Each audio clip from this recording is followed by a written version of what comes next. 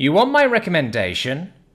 My recommendation is that if the humans are offering us their terraforming technology in exchange for a few measly ships, do it. Send those ships to them with a smile, give them a polite thank you for their technology, and run before they realize what a huge mistake they're making. And then we should use that terraforming technology on every single planet we've settled. Yes, including the homeworld. Yes, I know the more conservative members of our government are arguing about how this will make our species weak and soft. How the deserts of our worlds forges our body and souls for greatness. They have Gracker dropping for brains. Take the deal. Fine. I'll explain. But first I want to explain where I'm coming from, so you don't just dismiss what I'm saying as the words of some dim-witted grunt. I looked at your file before this meeting. You grew up on Hatgur, correct? A small colony world? Then, the pens you grew up in probably didn't have a lot of use. I don't mean to demean your achievement, but you didn't have a lot of competition. I, however, grew up on the homeworld, in our capital city. The pen I was placed into was massive. Thousands of youths of all ages. It was considered an achievement to just survive the first day. There was never enough food for all of us, making sure we had to compete with each other just to eat. There were only two paths open to survival. You could try joining one of the various gangs for mutual protection, and make yourself into a good, obedient grunt. Or you could try to strike out on your own and make your own gang. That was the path I took. In the beginning, as one of the youngest there, I was among the weakest in the pen. But I was quick, and already among the most intelligent.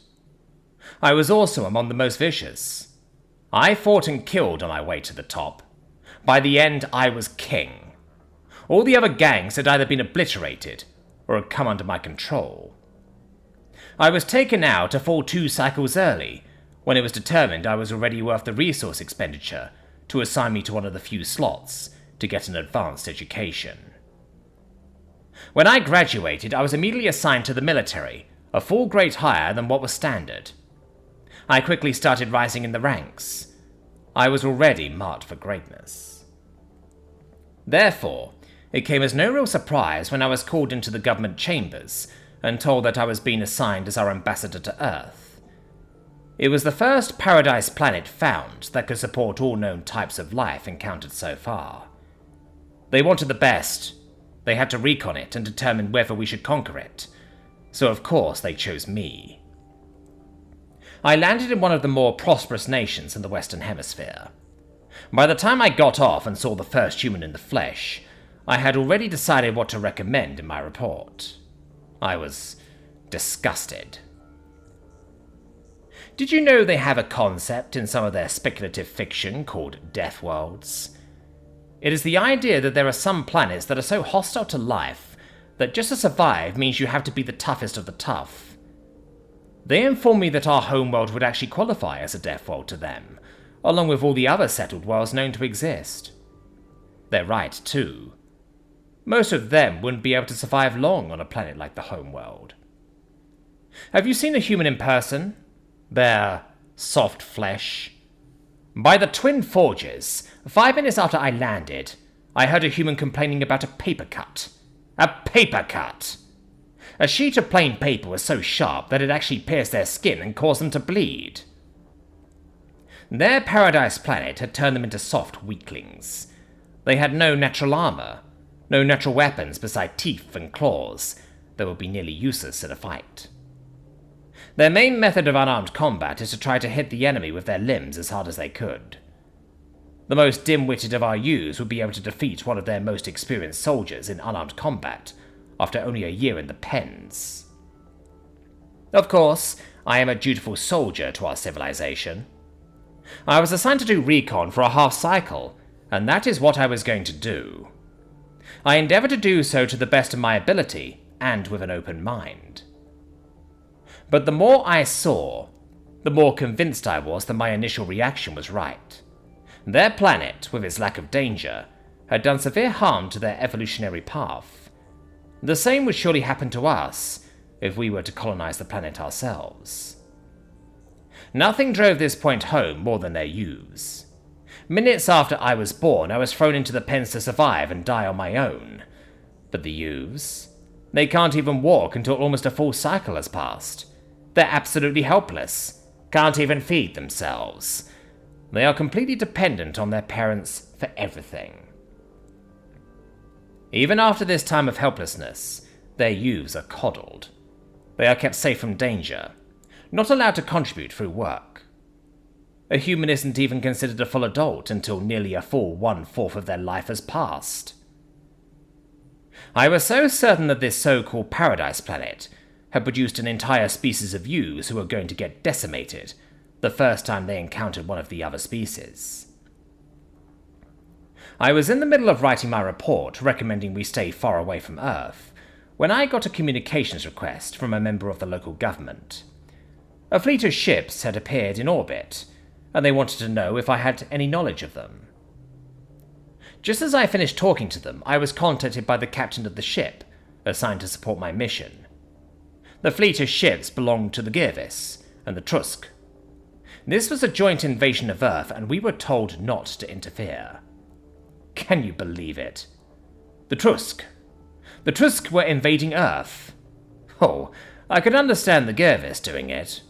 They always brag about how their jungle worlds, with even the plants being predators, have made them the toughest in the galaxy. They know nothing of how the desert forges the soul, and not just the body, so I could easily picture them as launching an impulsive invasion. But the Trusk are a heavy gravity species, very deliberate in their movements and actions. Sure, they are amazingly strong and tough to take down in a fight, but their world has made them slow. Slow to move, slow to act. To this day, I have no idea how the Girvis had convinced them to join in the joint invasion in such a short amount of time, without the Trusk wanting to endlessly debate it. I contacted the local government back to explain that this matter was none of our business and we would not interfere.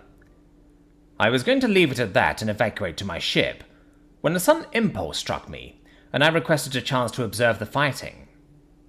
I don't know why I did. I expected it to be a massacre. Looking back, I thank the living Smith for his guidance for giving me that impulse. It was the experience I saw on that battlefield that finally broke through my preconceptions and had me start actually analyzing the humans. I was right. It was a massacre. The only thing I was wrong about was who was being massacred. Oh, don't get me wrong. Whenever the Girvis or the Trusk got in close, they would run rampant. The problem was that they very rarely got in close. The invaders were outmaneuvered and outfought at every step. They were led into trap after trap. I know for a fact that the humans never fought those species before, but they seemed to know what the invaders were going to do before the invaders did. And the equipment. Thundering hammers, the equipment they used. Every single species known to us, including us, mind you, don't bother wasting resources equipping basic grunts with weapons or armor. Why bother when they can use what nature has already provided for them? No. It makes far more sense to use those limited resources to equip officers and elite forces. But the humans, they were all fully equipped. Every single soldier was equipped with body armor, a gun, grenades, and who knows what else. I saw rockets and missiles being fired from all angles, and they all seemed to be experts in their use. And the ammunition. By the Smith's own sweat, they fired ammunition like it was free. They fired thousands of rounds just to keep the enemy's heads down. I had never seen anything like it. Wherever the invaders landed, they were easily defeated, while achieving none of their apparent objectives. I had just returned to our embassy when the captain of my ship contacted me again. The Trusk were retreating, but the Girvis were beginning to move their fleet into position to begin orbital bombardment. As well as the humans had fought, they simply did not have the technology to prevent this. I did not hesitate. I had the captain relay my signal to the Girvis, where I promptly informed them that I was placing Earth under our protection, and that if they carried out the bombardment, it would mean war. Thankfully, after some blustering, they stood down. Why did I do it? Is it not obvious? All of my assumptions about this planet and species were wrong. I had to get to the bottom of what evolving on this planetary paradise had provided to the humans. And this time, without the cultural blinders obscuring the true vision. I tell you now, what I learned has taught me to give them a healthy amount of respect. Yes, their planet has led them to being soft, fleshy and weak. But it also gave them something far more important and unique. It gave them breathing room. And that is no small thing. We evolved in the deserts of our world. We live in the desert and we thrive in the desert. But the desert is still a harsh place even for us.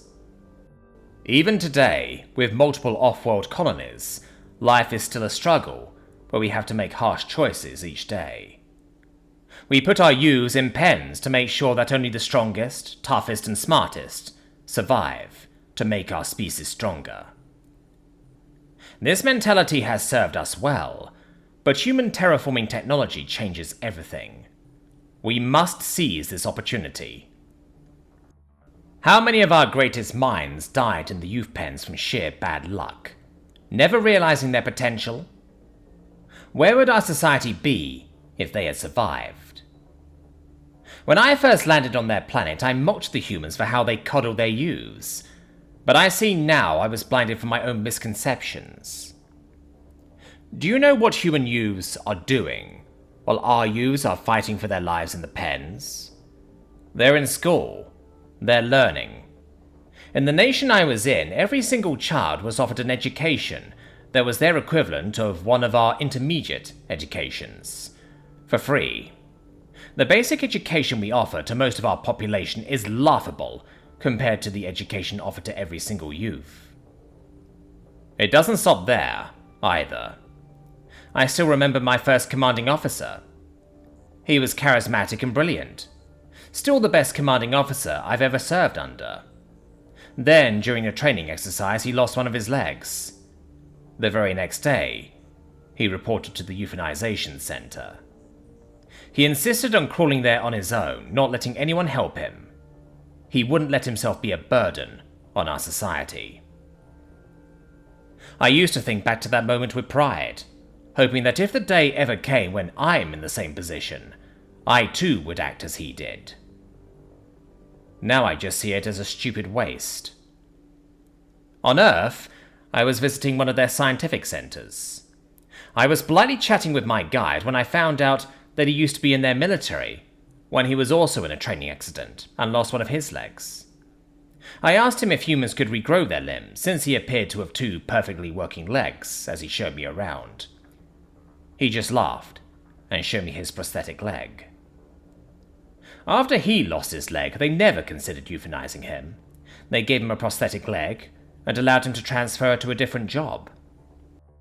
Then I learned about one of their greatest modern scientific minds.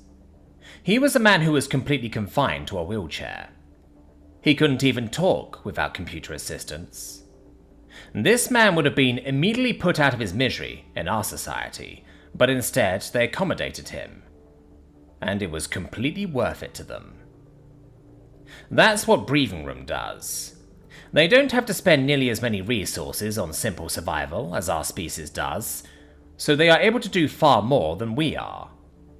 They are able to take risks we can't, allowing them to discover things in a fraction of the time it takes other races. It's been woven into their very biology. Much of the food they eat every day is just to fuel their stupid brains.